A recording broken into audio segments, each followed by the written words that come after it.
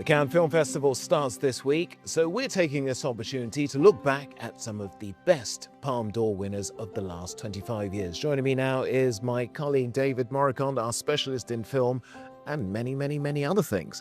David, if you had to put your money on it, what would you be choosing? What should we be looking back at? What for you have been the best Palme d'Or winners of the 21st century?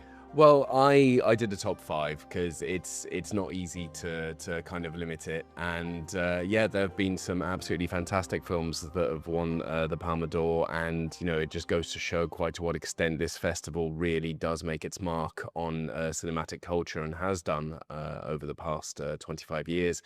So in at number five, I think it's Juliette Ducournau's Titane. Which won the Palme d'Or. She became the first woman to ever win solo for the Palme d'Or, because Jane Campion won in 1993, but with somebody else. And yeah, to my mind, it's one of the most uncompromising, surprising, unpredictable films to ever win the Palme d'Or. For those who haven't seen it, it tells this story, this modern metamorphosis story through the codes of body horror of this model who has a sexual fixation on automobiles and who goes on a killing spree. And essentially, many people tend to kind of, just look away and shy away from this film because it is violent, it is incredibly intense, it pulls absolutely no punches. But it is a film that is really big-hearted at its core and is rather surprising in how optimistic it is towards the end, specifically because it is about metamorphosis, as I said, but also acceptance, and about the birth of a new world, a stronger world in which non-conformity is accepted, embraced, and loved in an unconditional way. And it is, for me, just one of the best Palme d'Or winners in the last 25 years. So what makes number four on your list? Number four, I was hesitating between Koreeda's The Shoplifters and Bong Joon-ho's Parasite, and it kind of had to go to Bong Joon-ho just purely because of the success story that Parasite has had. After the Palme d'Or win, it became the first Korean film to win the Palme d'Or and the first non-English language film to win the Best Picture Oscar. And in telling this story of these very talented grifters, this family of grifters that infiltrate a richer family, Bong Joon-ho very satirically just creates this excoriating kind of criticism missile against not only entrenched social strata, but the dehumanizing effect of South Korea's cultural levels. And it's an incredibly powerful film. It's also a film that's quite unclassifiable because it's satirical, it's absurd, it's funny, it's Hitchcockian at points in its suspense. And I think also its lasting legacy is the fact that Bong Joon-ho, when accepting, I think it was the Golden Globe that year, made this incredibly powerful speech because many people are turned off by films with subtitles, by foreign films, quote unquote, and here he made this fantastic speech saying, once you overcome the 1-inch tall barrier of subtitles, you'll be introduced to so many more amazing films, and no truer word has ever been spoken, and I think that is its lasting legacy. Indeed, and what I particularly loved about it was I could watch it with all the family, and they wanted to watch it again and again and again. Well, great. And it's only number four on the list, so let's get in closer to the top. What's your number three? My number three is The White Ribbon by Michael Haneke, who won in, I think, 2009 for this one. And he won later on, actually, for the film Amour, which is a devastating film. But I think this one, in terms of scale and scope, is his masterpiece. It's this black and white gem that is set in 1913 in a small rural Protestant village in Germany, where this baron, this doctor, and this judge essentially rule this community with an iron fist. But this is a community that's plagued with these mysterious occurrences, these strange happenings, and the children of the village are blamed for them.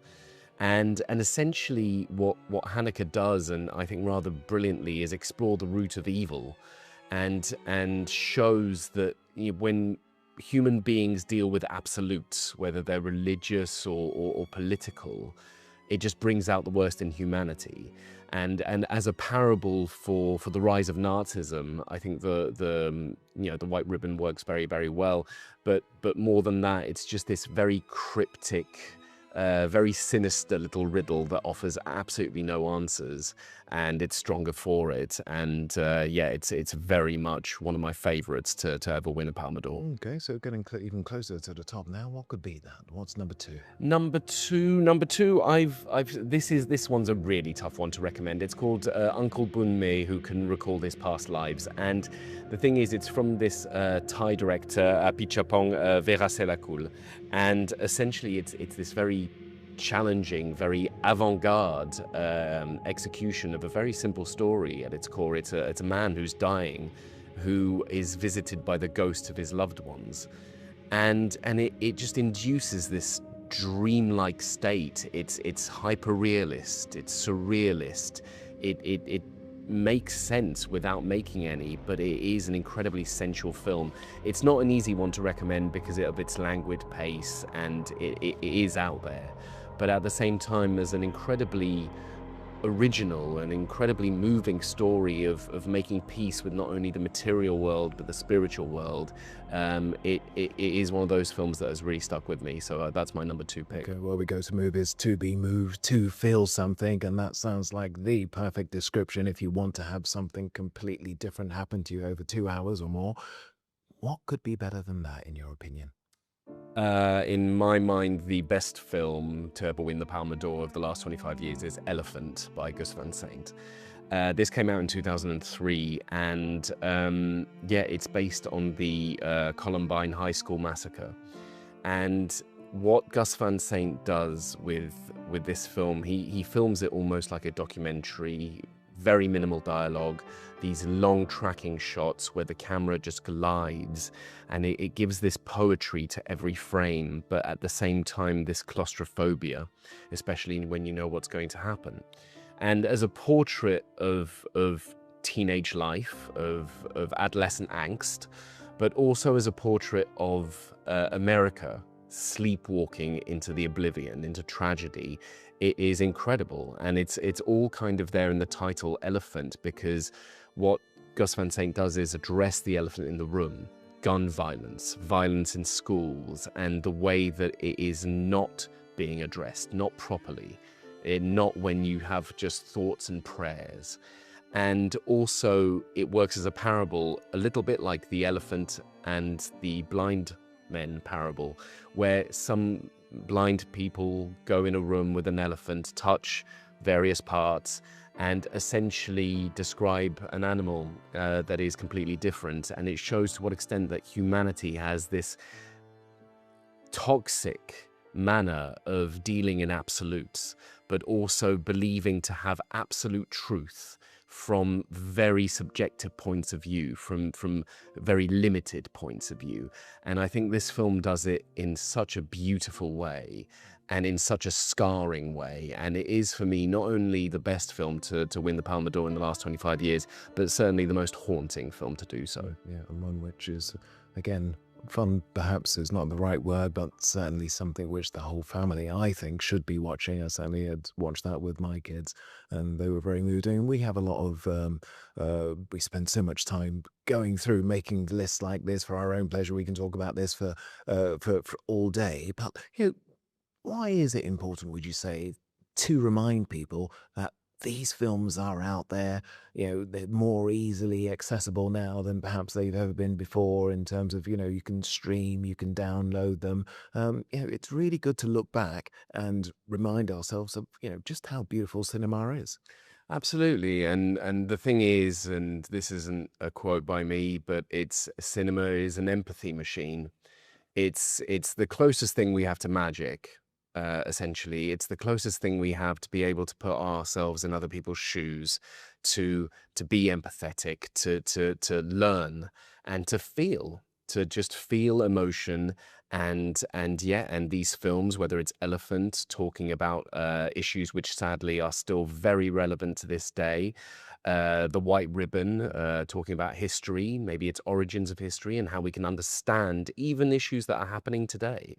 And also when it comes to something that's a little bit more out there, like Titan, it is just incredible to feel, to shake, but also to realize that these films work on different levels. You can have a body horror film that tells you everything you need to know about unconditional love, like Juliette Ducournau does so well. Or you can have Michael Haneke depressing the absolute shit out of you during 2 hours, but it absolutely telling you everything you need to know about a certain period in history. It's these films, I think, say a lot about the time that they were released, but in some cases speak enormously to the times we live in still now, and in some cases, very depressingly so. David, and those films say a lot about us as well. Thank you for that look back at your personal recommendations at the Palme d'Or winners for the last 25 years. Do stay with us on Euronews Culture.